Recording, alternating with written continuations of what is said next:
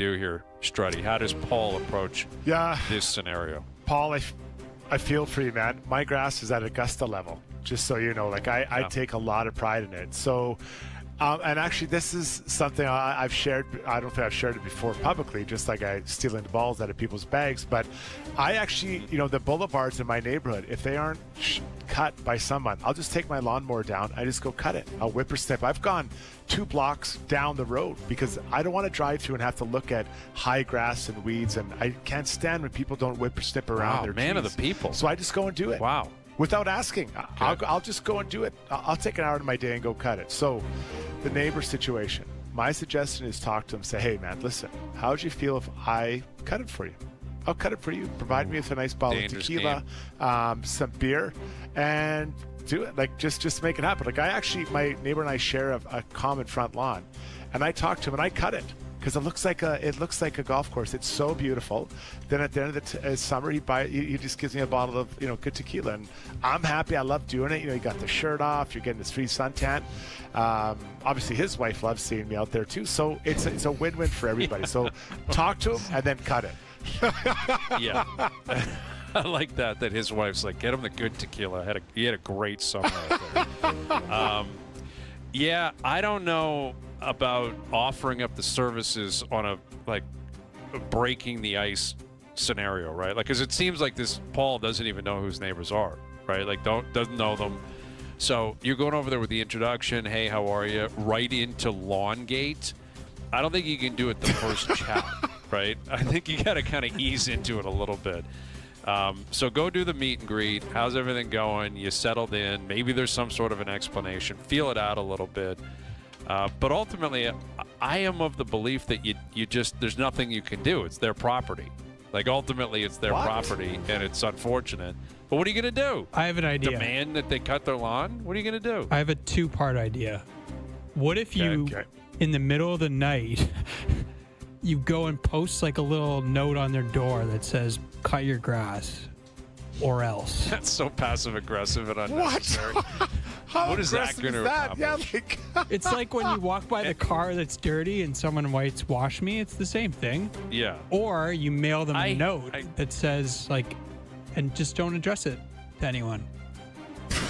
Mail them a note. They're going to pick up on who that's from at some point.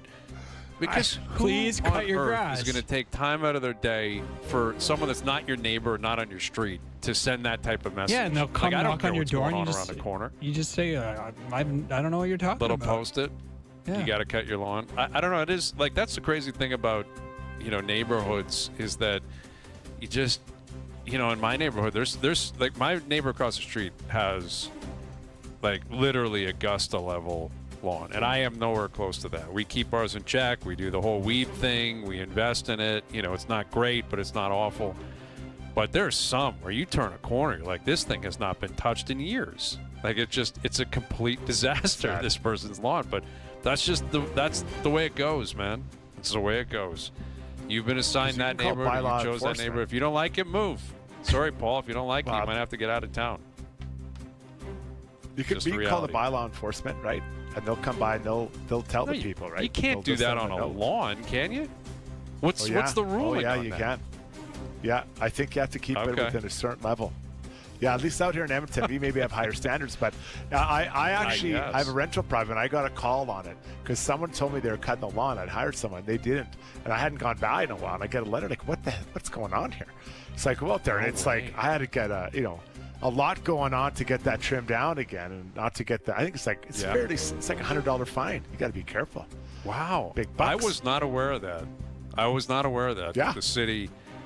Yeah, I guess why not? We don't have enough taxes. Tax the lawn. Let's add to that. Let's make sure people continue to pay whatever they've got. All right, what else do we have here? Steve sending in a tweet, I believe it was, Steve in Oakville.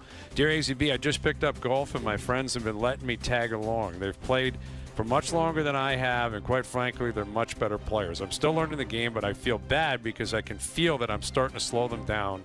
They've been great supporters, but I'm picking up on frustration now. Been loving golf. I don't want to infringe on their rounds. Should I start solo golfing, find a new group with similar skill level, or just keep going with the boys? Really appreciate the help. What's the play here? I would say, Strud. Yeah, I'll take it. I would say you go to your buddies and you say, am I like, do you not want me to come anymore? Or do you want me to like sit some of these out? Do you need me to work on my game? Because you don't want to be the person that's dragging everybody down, right? It's kind of... Right, it's awkward. It's awkward. Very awkward. I think you got to go to them because they're going to know, right? Yes. Yeah, I think the play is to not join every round. I know that's harsh, but I think it's just the truth. Like it's a scenario where if you're really just beginning, golf can be it can take a long time. You know, if you're 3 off the tee all the time, chunking chips, missing it. And if these guys are playing at a pace where they have something going and they're all kind of within the same range, the reality of golf is no one really cares what you are individually doing, right? Like everyone just cares about their own stuff. Like, so it's not nearly as daunting as this guy is making it out to be. I know you're self-conscious. You're worried all these other guys hate that I'm struggling. If the other guys are playing well, they don't care if you shoot a million because they're playing well. But if it is causing significant pacing issues or they're trying to play games or whatever and you obviously can't partake because you're nowhere close, I think you just, scale it back to 50%. Every other round you play with the boys. The other times, go do your thing. Find another group. There's nothing wrong with that. Be social. It's all good. But, Hayes, you know that as soon as you cut him out for one round, he's gone. Like, you're not – it's very few that have a group of 4 where it's like, well, we'll have a 3 and then someone in every other week. Like, it's not happening. If you cut Strudwick out, he's out. So this is what I suggest is you got to pick up the pace a little bit. Get yourself going. Maybe just hit from the best player's tee shot every round. Just go and, like, I'm going to hit from whoever hits the first, I'm going to play from there, and I'll play in from there. Because, like, I play with my wife, and I've tried to get my kids into. They're finally starting to be fun where I'm not dragging them around and they're just slow.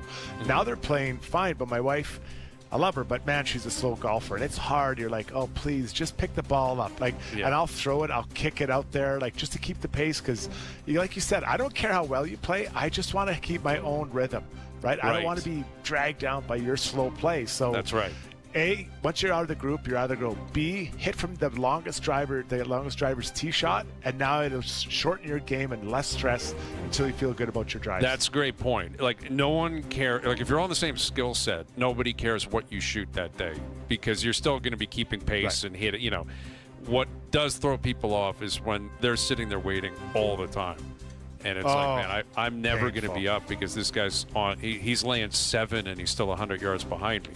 It's killing me here. Come on.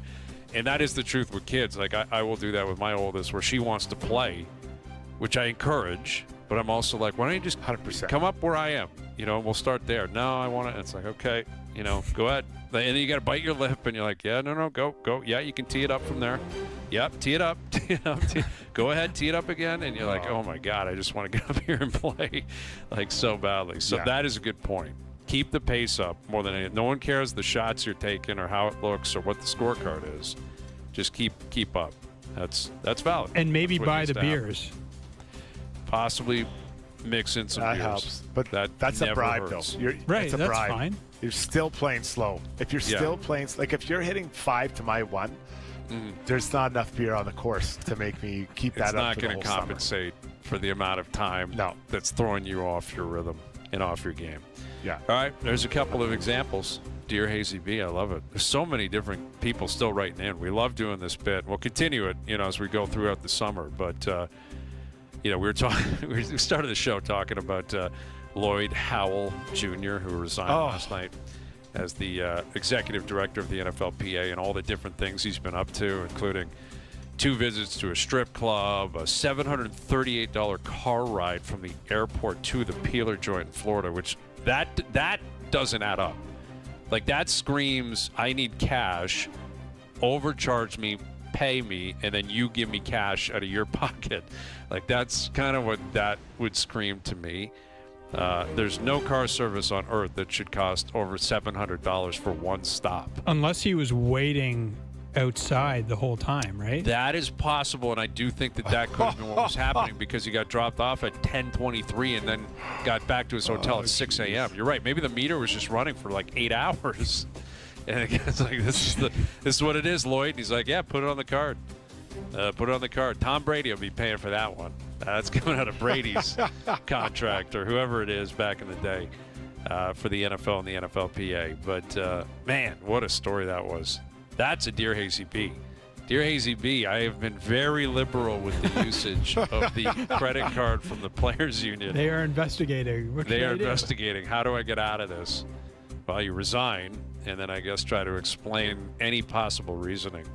Dear Hazy B, what do I say in my next job interview? How do I get a new job? And I guess, again, you could repay this stuff, which I believe is what we talked with the mayor up in North Bay, who I guess was being somewhat liberal with the expense card himself. I believe he's repaid all the expenses. That's great. Go ahead, repay, move on, but probably shouldn't have been doing it to begin with, especially public servants. Like the union and the players would care about this, but like if you're a mayor, no one's going to be like, oh, it's okay, don't worry about it. Like you're serving the people, Watch yourself out there, people. Please be a little bit more careful. All right, we'll come back with our best bets and Jays Giants tonight. And, of course, the Open Championship continuing throughout the weekend where Scotty Scheffler has a one-shot lead on the field. He's at 10 under after 2 rounds. Overdrive continues, TSN 1050 and on the TSN app.